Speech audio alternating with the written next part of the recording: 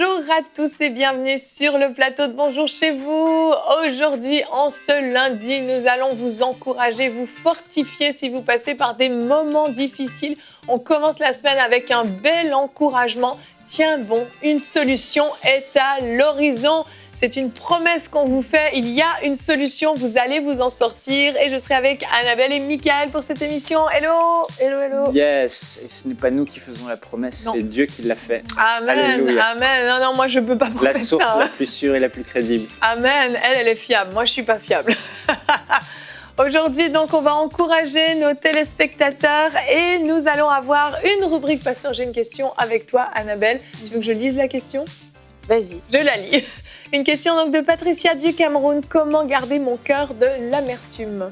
Je ne le fais pas aussi bien que Frank. Non, pour présenter mon pasteur, j'ai une question. Vous vous êtes donné le nom ? Là, on va voir comment garder son cœur de l'amertume quand on a l'impression que tout va mal et qu'on a envie d'en vouloir aussi à Dieu dans ces moments-là et à tout le monde autour de nous. Excellent, excellent. Et on aura une rubrique culture et médias un petit peu différente aujourd'hui. Elle sera en vidéo. C'est Guillaume Duvieusart que vous avez déjà rencontré quelques fois sur ce plateau qui va nous présenter un livre. Vous allez vous en sortir de Max Lucado. Donc on va découvrir ça en fin d'émission avec Aurélie qui viendra nous rejoindre également pour la rubrique témoignage. Un très beau témoignage d'une femme qui a perdu son fils. Mais vous allez voir que le Seigneur l'a relevé surnaturellement. Gloire à Dieu.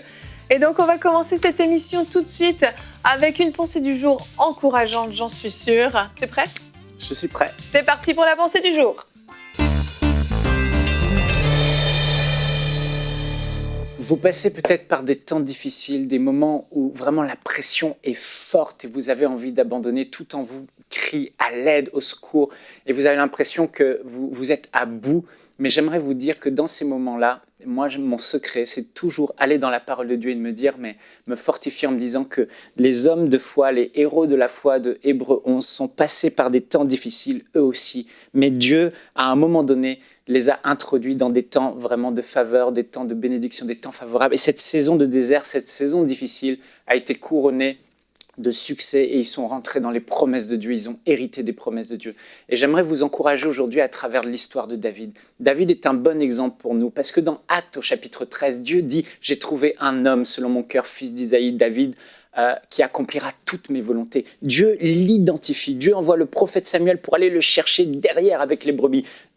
Dieu oint David comme roi d'Israël. Mais entre le moment où David est identifié, désigné, oint, appelé, et le moment où il va rentrer dans son appel en tant que roi, il va y avoir une période de 7 ans. Et c'est cette année du roi David où le spot du ciel, carrément le Père l'a identifié, les anges le voient, le ciel regarde David, ça n'empêche pas David de passer par des temps difficiles. Et j'aimerais dire à quelqu'un aujourd'hui, ne sois pas frustré, ne te dis pas, parce que c'est difficile, Dieu n'est pas avec moi. Ce n'est pas vrai. Dieu est avec toi, même si les temps sont difficiles, même si tu ne comprends pas.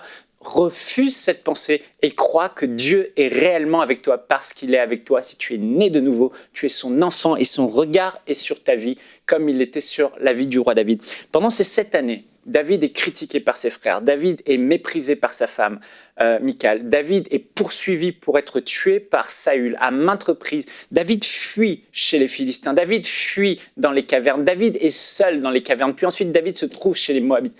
Bref, un vrai calvaire. Mais dans ces moments difficiles, David continue à croire que Dieu est avec lui. David a la bonne attitude. Et j'aimerais te dire que Dieu a pu introduire David dans sa destinée. 7 années plus tard, un beau matin, plac, Dieu a fait en sorte que les choses changent. Et Dieu avait préparé les choses et David est devenu roi d'Israël.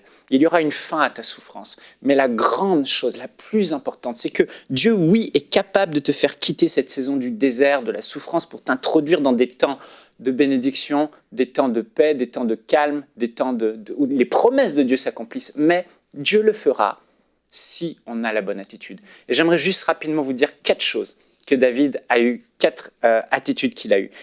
4 choses qui ont fait la différence, qui a permis à Dieu de l'introduire. La première, c'est la foi en Dieu. David s'est confié en Dieu malgré la pression. Remarquez vers la fin, alors qu'il ne comprenait toujours pas pourquoi il n'était peut-être pas roi d'Israël, pourquoi ça tardait, 1 Samuel 22, 3, 4 dit, alors qu'il va chez le roi de Moab, les Moabites, il dit permets, je te prie, à mon père et à ma mère d'émigrer chez vous jusqu'à ce que je sache ce que Dieu fera avec moi. Malgré tous ces temps de difficulté, David est encore en train de tenir ce langage jusqu'à ce que je sache ce que Dieu fera avec moi. On sent la foi, on sent que dans la caverne, il s'appuie encore sur Dieu, il prie, on voit dans les psaumes sa dépendance de Dieu, sa confiance en Dieu. Je ne resterai pas dans cette situation, Dieu ne m'a pas oublié, Dieu le fera.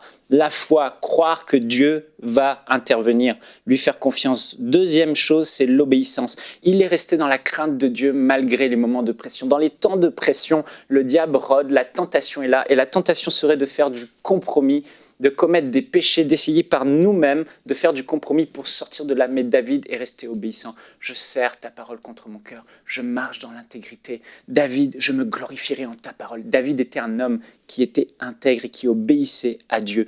La troisième chose, c'est la reconnaissance. Et ça, c'est vraiment formidable. David a exprimé des actions de grâce, des psaumes, des cantiques. Alors que tout était difficile, il n'était pas là en train de se plaindre et murmurer et se plaindre. Il se confiait en Dieu et il était reconnaissant. Il louait Dieu, il remerciait Dieu, il rendait grâce à Dieu. Et la quatrième chose, c'est l'honneur. David aurait pu se faire justice, il aurait pu tuer le oint de l'Éternel, intervenir, mais il a dit « je ne toucherai pas à l'oint de l'Éternel ». Il a marché dans l'honneur envers son prochain et envers son roi, le roi Saül. Et Dieu, vous savez ce qu'il a fait, Dieu l'a introduit ensuite dans sa promesse. Et j'aimerais vous dire, même si c'est dur, même s'il y a la pression, gardez cette bonne attitude de David, la foi, l'obéissance, la reconnaissance et l'honneur. Et assurément, vous allez sortir de là et des temps favorables arrivent. Amen, gloire à Dieu, le Seigneur est fidèle et comme il l'a été pour David, il peut l'être pour chacun d'entre nous, peu importe les temps difficiles qu'on peut vivre. Certaines personnes nous écoutent et traversent une épreuve qui dure depuis tellement longtemps, peut-être même 7 ans comme David, et à se dire mais est-ce que vraiment Dieu va intervenir? Est-ce que Dieu entend vraiment mes prières? Est-ce que Dieu est vraiment là? Et j'aime beaucoup la déclaration de Michée, c'est notre verset du jour, Michée 7,7, c'est un verset que vous pouvez mémoriser très facilement d'ailleurs. Pour moi, Michée dit pour moi, et vous pouvez dire à la maison pour moi, je regarderai vers l'Éternel. Je mettrai mon espérance dans le Dieu de mon salut. Mon Dieu m'exaucera. Alléluia. Quelle foi, Dans cette déclaration, en fait, on voit que Michée sait exactement où est la solution, qui est la solution. On voit qu'il ne cherche pas ailleurs. Il met son espérance dans le Dieu de son salut. Il sait qu'il n'y a qu'une seule et unique personne qui peut le sortir de ce qu'il est en train de vivre, de l'épreuve qu'il est en train de traverser. Et je trouve que Michée est hyper inspirant dans cette déclaration-là. Et on peut, mot pour mot, se l'approprier et en faire vraiment une prière, une déclaration qu'on affiche même sur son mur chez soi. À chaque fois que la tentation vient de se lamenter, à chaque fois que la tentation vient de penser que Dieu n'entend pas nos prières, que Dieu nous a oubliés, on relit ce passage et on se fortifie dans le Seigneur. C'est tellement encourageant. Amen. Et on voit vraiment, il y a ce bel exemple que j'ai donné de David. C'est vraiment important de parler de l'attitude parce que l'attitude fera toute la différence. L'attitude, c'est ce qui va faire, la bonne attitude, c'est ce qui va faire que ce temps de difficulté va être écourté et qu'on va permettre à Dieu de pouvoir intervenir et nous faire rentrer. Et on voit le peuple d'Israël, c'est l'exemple opposé de David. David a eu la bonne attitude. Le peuple d'Israël, pareil, ils ont été choisis de Dieu, ils ont vécu des choses extraordinaires, et Dieu les guidait et Dieu avait la capacité de les faire rentrer en quelques semaines dans Canaan. Mais à cause de leur mauvaise attitude, ils ont erré dans le désert, ils ont tourné. Un voyage qui aurait duré quelques semaines a duré, ou quelques mois, je ne sais plus exactement, mais qui a duré des années. Et plusieurs sont morts dans le désert. Et beaucoup d'enfants de Dieu sont appelés à vivre toutes les promesses de la parole de Dieu, à aller à Canaan. Mais à cause de notre attitude, à cause de la mauvaise attitude, on n'y rentre pas. Voilà pourquoi certains enfants de Dieu jouissent et bénéficient des promesses de Dieu, rentrent dans leur Canaan et d'autres pas. Et on voit le peuple d'Israël, on a pris les 4 bonnes attitudes de David, mais exactement, ils ont eu les 4 mauvaises attitudes inverses. Leur incrédulité. Paul a dit que ces choses qu'ils ont traversées, Dieu a pris la peine qu'elles soient écrites pour nous servir d'exemple à nous aujourd'hui. Donc en fait, quand on regarde le parcours du peuple d'Israël, on a vraiment toutes les clés qu'il faut pour rentrer dans notre Canaan et exactement faire le contraire de ce qu'ils ont fait. Alors leur incrédulité. Dès qu'ils avaient des difficultés, prenons face à Jéricho, ils disaient « Oh, nous sommes des sauterelles à leurs yeux, ils vont nous écraser, ils sont des géants, etc. » Et au lieu de dire « Mais mon Dieu est là, et notre Dieu va les tailler en pièces, etc. » Bref, David avait un autre langage, ils étaient dans l'incrédulité. À cause de leur incrédulité, ils ne sont pas rentrés. Ensuite, la désobéissance. Ils sont tombés dans l'idolâtrie, ils ont trompé Dieu, ils ont désobéi à Dieu. Boum, pareil, ça les a fermé les portes.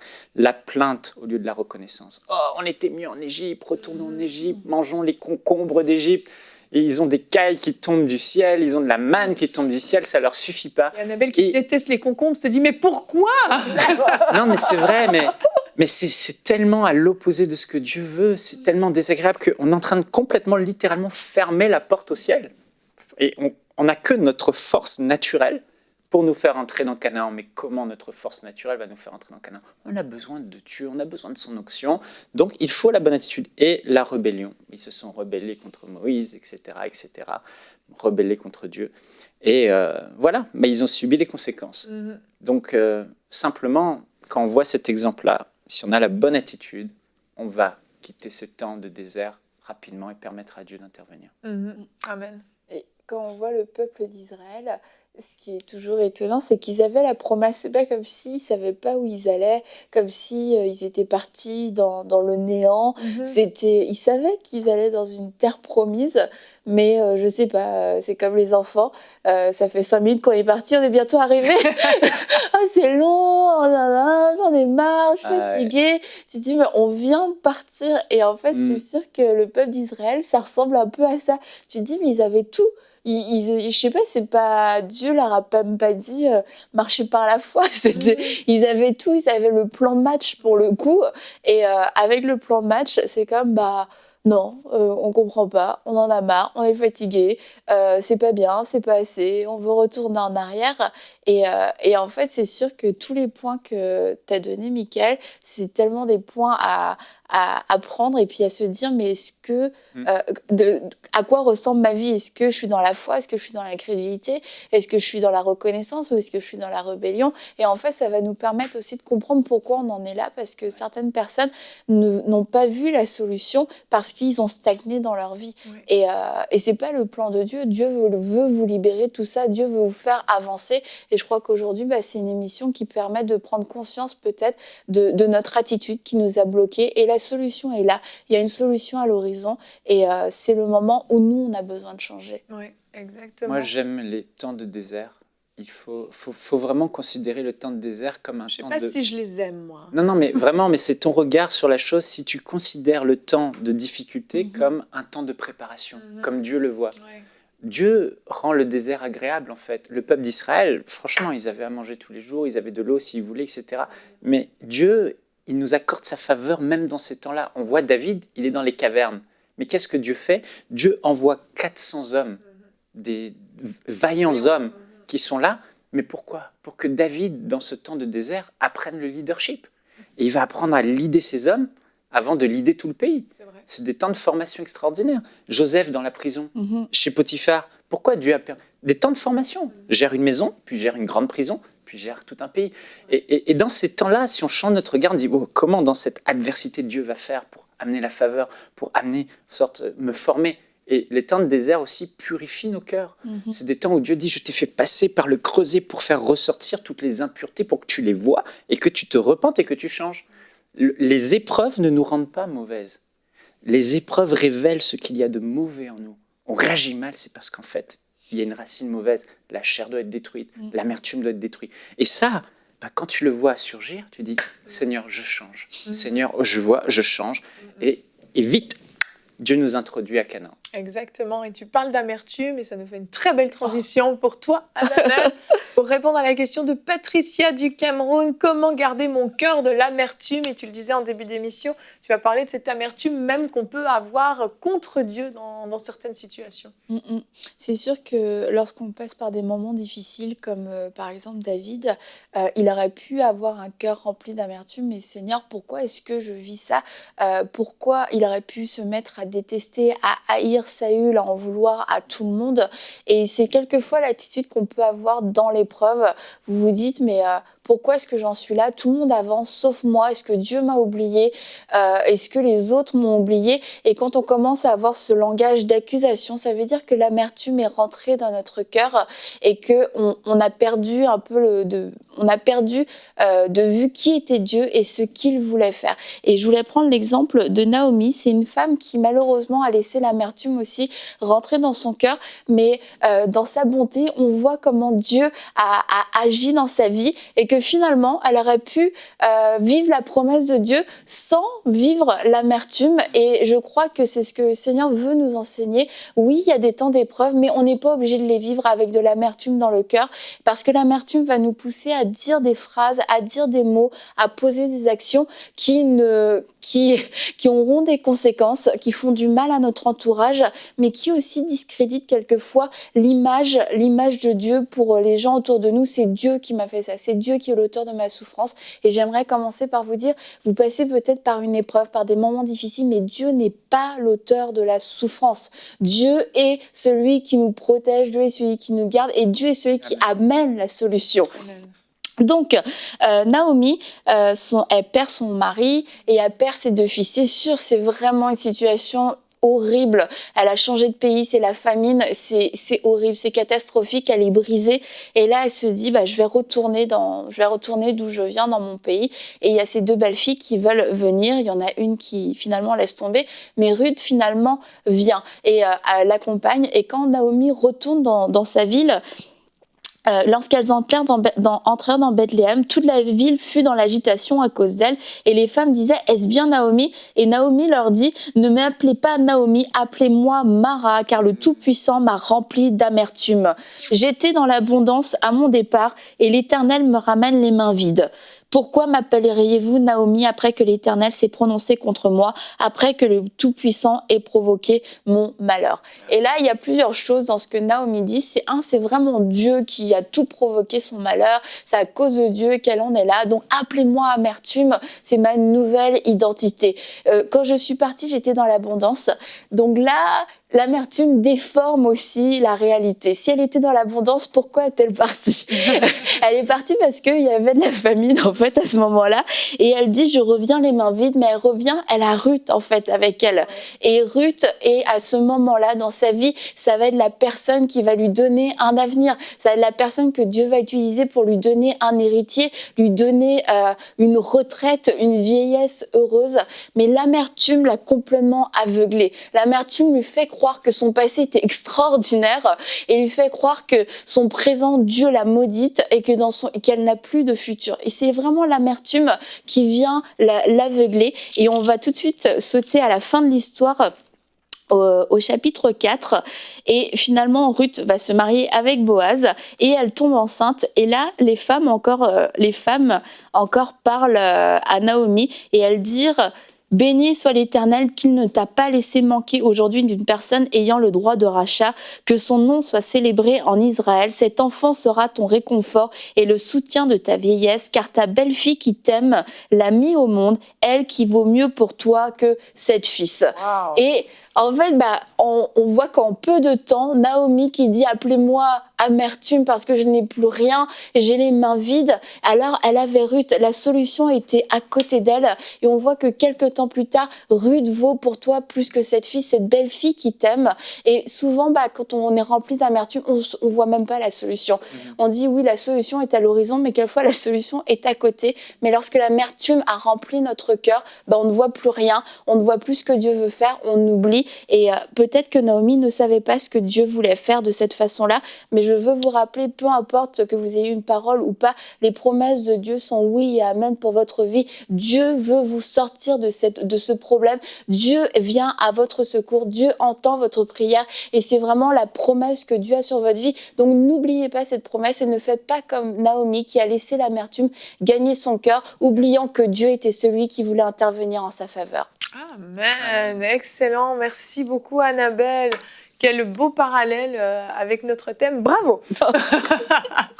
Si vous avez des questions comme Patricia, vous pouvez nous écrire à l'adresse pasteur-j'ai-une-question@emcitv.com. Annabelle, tu vas nous quitter, mais tu nous quittes sur vraiment une bonne note, je veux le dire. Oui, le cœur léger. Exactement. Et Aurélie va venir te rejoindre, mais d'ici là, nous allons découvrir notre livre de la semaine avec Guillaume Duvieusart. Bonjour, je m'appelle Guillaume Duvieusart, je suis éditeur et le président des éditions Inspiration Publishings. Je vous présente ce livre, Vous allez vous en sortir, de l'auteur Max Lucado, qui est connu au New York Times pour avoir écrit plusieurs best-sellers à travers ses années de ministère. Vous allez vous en sortir est un livre basé sur l'histoire de Joseph que nous trouvons dans Genèse au chapitre 37 jusqu'au chapitre 50. La plupart des chrétiens connaissaient très bien l'histoire de Joseph, ce jeune homme qui reçoit des visions, des révélations de la part de Dieu sur son avenir brillant et qui pendant plusieurs années va connaître toute une dégringolade, va se retrouver trahi, jeté en prison, va se retrouver dans plusieurs situations d'injustice jusqu'à ce qu'un jour Dieu l'élève au temps convenu et fasse de lui un libérateur et un sauveur aussi pour le peuple de Dieu dans sa génération. Max Lucado a repris l'histoire biblique de Joseph et l'a actualisée pour nous aujourd'hui. À travers la pandémie que nous avons connue à travers le monde depuis plusieurs mois et que nous continuons de suivre malheureusement dans son évolution quotidienne, de nombreuses personnes ont eu besoin de trouver des ressources, de l'espoir, de chercher aussi des conseils pour tenir bon, pour tenir ferme. Et plusieurs se sont tournés vers cet ouvrage, Vous allez vous en sortir, de Max Lucado, parce que cet ouvrage a comme objectif de vous donner de l'espoir et de l'aide dans vos épreuves. Max Lucado écrit à la manière parfois un peu d'un poète, mais il écrit d'une manière très simple, des vérités spirituelles profondes. Il utilise beaucoup d'images, parfois certaines allégories, pour nous faire comprendre véritablement le sens des tragédies que nous pouvons subir, vivre ou connaître, et comment Dieu va tirer du bien de toutes ces situations qui nous semblent périlleuses ou désastreuses. Le motto du livre de Max Lucado est « Vous allez vous en sortir », basé sur l'Épître aux Romains, car toute chose concourt au bien de ceux qui aiment Dieu, de ceux qui sont appelés selon son dessein. Et Max Lucado décortique toute l'histoire de Joseph et en fait une application pratique pour notre vie à nous, actuellement, aujourd'hui, en 2020, qui connaissons toutes ces turbulences et ce changement de vie profond à cause de ce Covid-19 qui nous a tous frappés d'une manière ou d'une autre et qui a frappé les nations et la planète tout entière. Max Lucado nous rappelle que mal plus Dieu égale bien. Qu'il y a toujours du bien que Dieu fera sortir de toute situation. Même les situations qui vous semblent les plus désespérées, les situations qui vous apparaissent comme ne vous donnant aucun espoir pour votre avenir.